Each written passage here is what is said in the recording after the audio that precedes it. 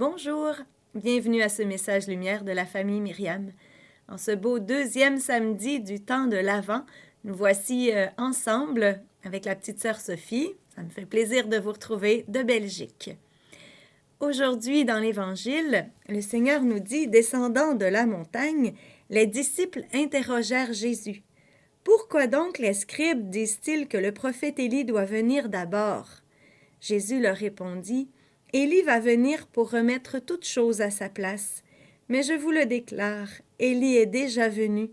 Au lieu de le reconnaître, ils lui ont fait tout ce qu'ils ont voulu. Et de même, le Fils de l'homme va souffrir par eux. » Alors les disciples comprirent qu'il leur parlait de Jean le Baptiste. Nous sommes dans l'attente, nous attendons un Messie qui a été promis par les prophètes, et on va aller chercher dans ce petit bout de l'Évangile quel prophète nous a parlé, un de la montagne. Alors, en fait, il y a eu une grande place pour le prophète Isaïe dans les premières lectures tout au long de ces 2 semaines de l'Avent. D'ailleurs, le premier lundi du temps de l'Avent, c'était Isaïe 2, du verset 1 à 5. « Il arrivera dans les derniers jours que la montagne de la maison du Seigneur. » Jésus est sur la montagne. Et aussi dans Isaïe 25, je pense que c'était au début de cette semaine ou à la fin de la semaine passée. « En ces jours-là, le Seigneur de l'univers préparera pour tous les peuples sur sa montagne un festin de viande grasse et de vin capiteux. » Et c'était la multiplication des pains, l'évangile de cette journée. Alors, nous sommes bien dans l'attente du Messie sur la montagne. Et qu'est-ce qui se passe? Élie doit venir. Cela aussi, les prophètes de l'Ancien Testament l'ont annoncé pour préparer le chemin du Seigneur, pour préparer un peuple capable de l'accueillir. Alors, c'est Jean-Baptiste qui est la personnification d'Élie, si je peux m'exprimer ainsi. Mais Jean-Baptiste, ils lui ont fait tout ce qu'ils ont voulu. Il a souffert. Parce qu'il est le précurseur du Messie, il sera aussi le précurseur dans sa mort.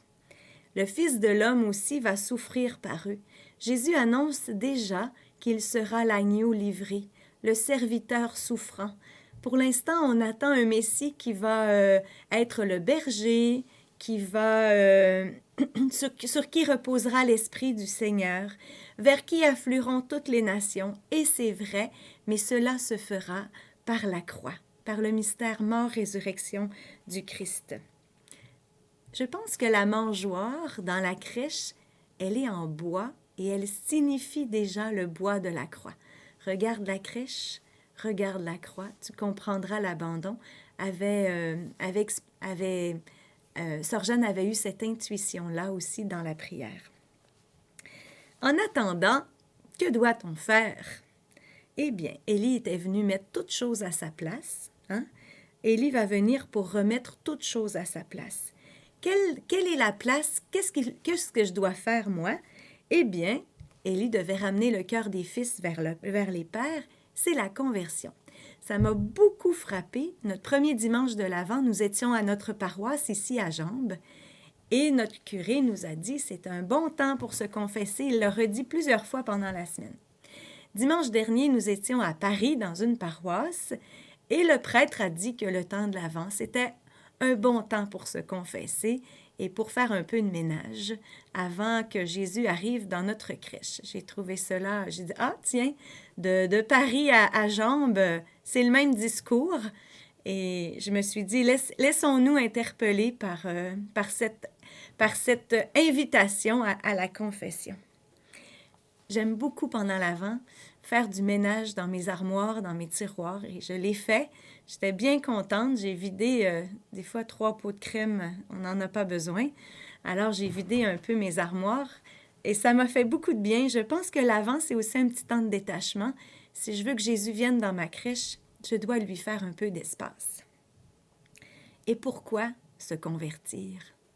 Pour la communion, pour arriver à la communion avec Dieu, avec Jésus et avec nos frères et sœurs autour de nous, pour que notre Noël soit vraiment un temps de joie, un temps de communion, de réconciliation.